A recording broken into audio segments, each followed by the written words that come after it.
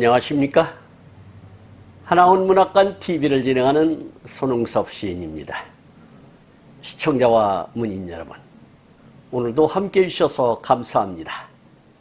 여러분, 제가 제공하는 방송을 보시고 조금이라도 도움이 되셨으면 좋겠습니다.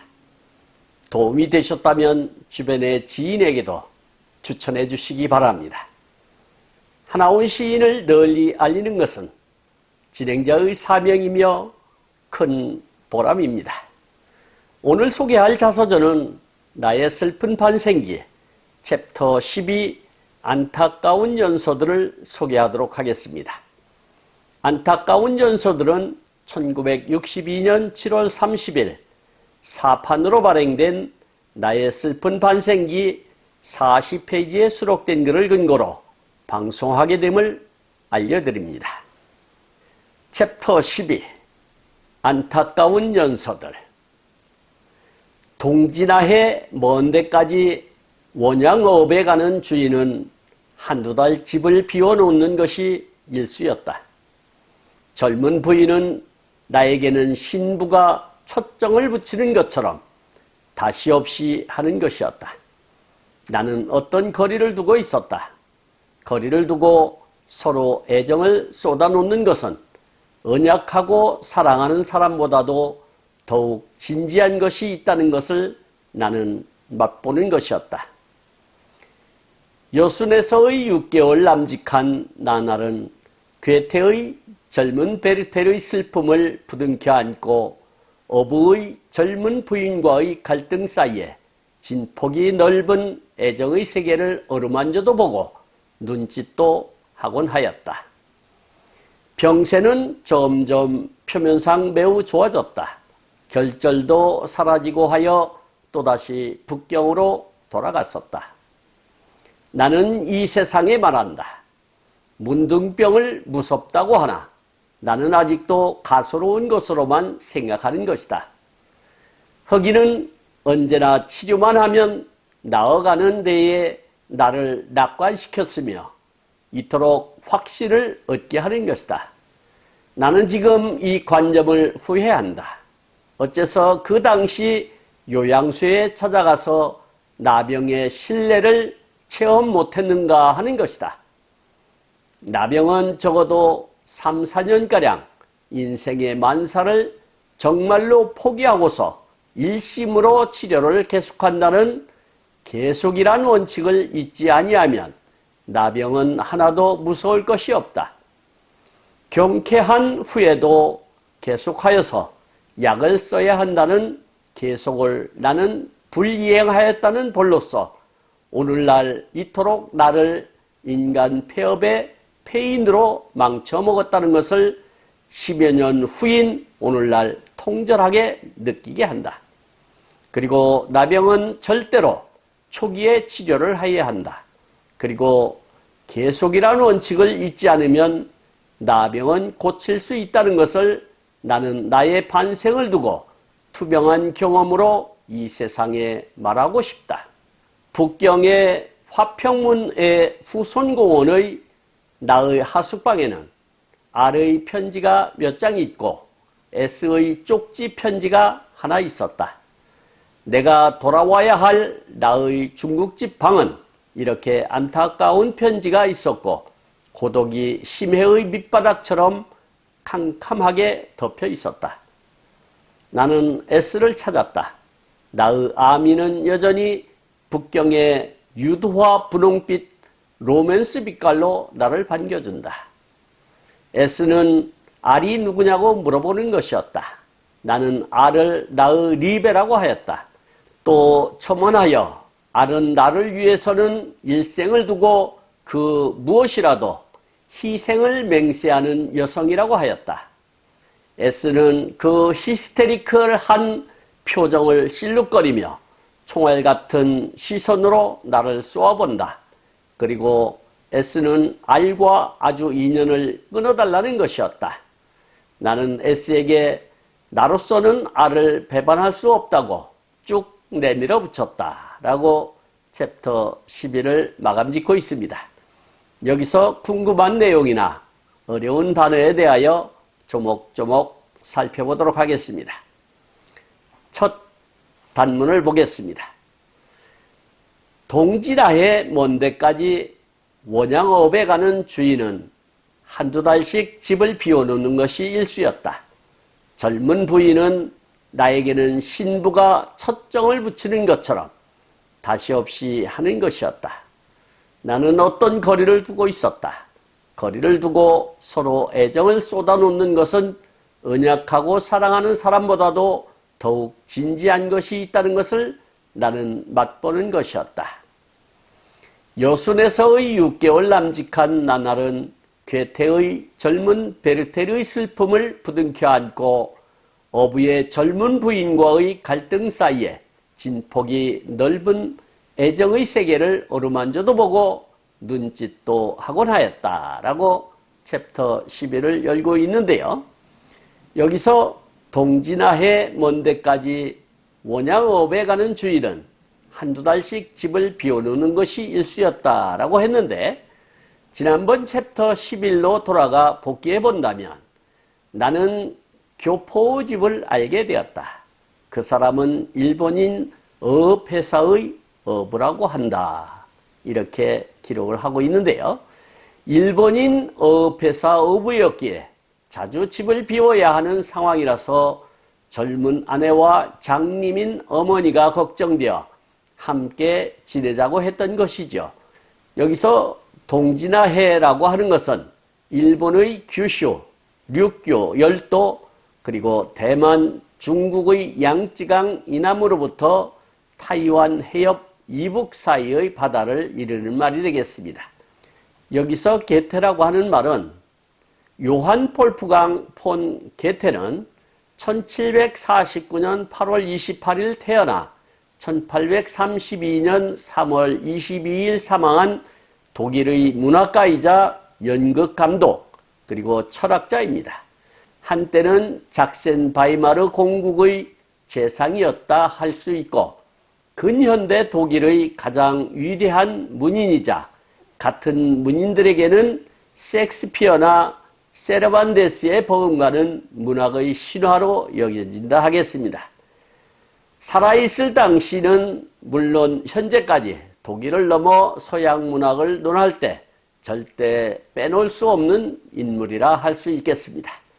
그리고 젊은 베르테르의 슬픔이라고 하는 것은 1774년 독일의 문학가 요한 볼프강 폰 게테가 쓴 소설인데, 음울했던 게테의 연애 경험을 바탕으로 쓰인 소설인데 대체로 서간체, 그러니까 편지 형식으로 쓰였다 하겠습니다. 편집자의 간단한 서술인 프롤로그로 시작하여 초중반부는 주인공인 베르테르가 친구인 빌헬름에게 쓴 편지를 순서대로 보여주는 형식으로 쓰여 있고, 후반부에선 편집자가 베르테르의 편지와 지인들에게 얻은 정보를 엮어 사건을 재구성하여 3인칭으로 서술하고 있다 할 수 있겠습니다. 하나운도 혈기왕성한 남자인지라 어부가 출항한 사이 젊은 아내와의 사이에서 마음이 흔들렸나 봅니다. 다음 대목을 보도록 하겠습니다. 병세는 점점 표면상 매우 좋아졌다. 결절도 사라지고 하여 또다시 북경으로 돌아갔었다. 나는 이 세상에 말한다. 문둥병을 무섭다고 하나 나는 아직도 가소로운 곳으로만 생각하는 것이다. 허기는 언제나 치료만 하면 나아가는 데에 나를 낙관시켰으며 이토록 확신을 얻게 하는 것이다. 나는 지금 이 관념을 후회한다 라고 기록하고 있는데요. 여기서 또다시 북경으로 돌아갔었다 했는데, 탕치로 인한 결절도 잦아들어 6개월 동안 방황을 끝내고 제자리로 원대복귀를 한 것이겠지요. 여기서 가소로운 했는데, 가소로운은 가짠고 어이없어 우습다 그런 뜻이 되겠습니다. 그리고 낙관이라고 하는 것은 앞날의 일을 희망적으로 생각함을 뜻한다 할 수 있겠고, 그리고 관념이라고 하는 것은 어떤 사물이나 현상에 관한 견해나 생각을 이르는 말이 되겠습니다. 다음 단원을 보도록 하겠습니다. 어째서 그 당시 요양소에 찾아가서 나병의 신뢰를 체험 못했는가 하는 것이다. 나병은 적어도 3, 4년가량 인생의 만사를 정말로 포기하고서 일심으로 치료를 계속한다는 계속이라는 원칙을 잊지 아니하면 나병은 하나도 무서울 것이 없다. 경쾌한 후에도 계속하여서 약을 써야 한다는 계속을 나는 불이행하였다는 벌로서 오늘날 이토록 나를 인간 폐업의 폐인으로 망쳐먹었다는 것을 10여 년 후인 오늘날 통절하게 느끼게 한다. 그리고 나병은 절대로 초기에 치료를 하여야 한다. 그리고 계속이란 원칙을 잊지 않으면 나병은 고칠 수 있다는 것을 나는 나의 반생을 두고 투병한 경험으로 이 세상에 말하고 싶다라고 수리하고 있는데요. 여기서 어째서 그 당시 요양소에 찾아가서 나병의 신뢰를 체험 못했는가 하는 것이다 했는데 아마도 하나오는 이 대목이 뼈아픈 반성이 아니었을까 싶습니다. 초기에 적극적으로 대처를 했더라면 인생이 뒤바뀐 삶을 살았을 텐데 하는 자기 성찰이 컸을 것입니다. 여기서 인간 폐업이라고 하는 것은 하나온 시인이 만든 단어로서 인간이기를 포기했다는 뜻이 되겠지요. 그리고 폐인이라고 하는 것은 쓸모없이 된 사람을 뜻하는 말이 되겠습니다. 그리고 통절이라고 하는 것은 뼈에 사무치게 절실하다 그런 뜻이 되겠고요. 그러니까 나병을 경험한 사람으로서 깨달은 바는 초기에 대처를 하고 꾸준히 치료를 해야 하는 질병이라는 것이죠. 소중한 경험치입니다. 다음 대목을 보도록 하겠습니다. 북경의 화평문의 수선공원의 나의 하숙방에는 R의 편지가 몇 장 있고 S의 쪽지 편지가 하나 있었다.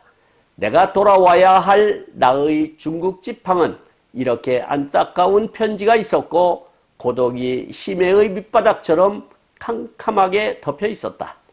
나는 S를 찾았다. 나의 아미는 여전히 북경의 유두화 분홍빛 로맨스 빛깔로 나를 반겨준다. S는 R이 누구냐고 물어보는 것이었다. 나는 R을 나의 리베라고 하였다. 또 첨언하여 R은 나를 위해서는 일생을 두고 그 무엇이라도 희생을 맹세하는 여성이라고 하였다라고 기록하고 있는데 여기서 심해라고 하는 것은 갯벌을 지나 바닷속으로 계속 내려가면 빛이 없이 캄캄한 바다에 도달하는데요. 즉 바닷물이 차갑고 수심은 깊은 바다, 이것을 심해, 영어로는 딥시라고 하는데 심해가 펼쳐진다 하겠습니다. 그리고 아미라고 하는 것은 프랑스어 아미의 일본어로서 아미, 벗, 친구, 특히 여성 간의 친구, 그러니까 애인을 뜻한다 할 수 있겠습니다.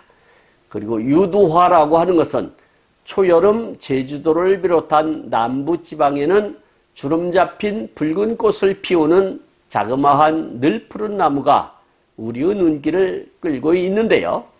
바로 협죽도란 나무라 할 수 있겠습니다.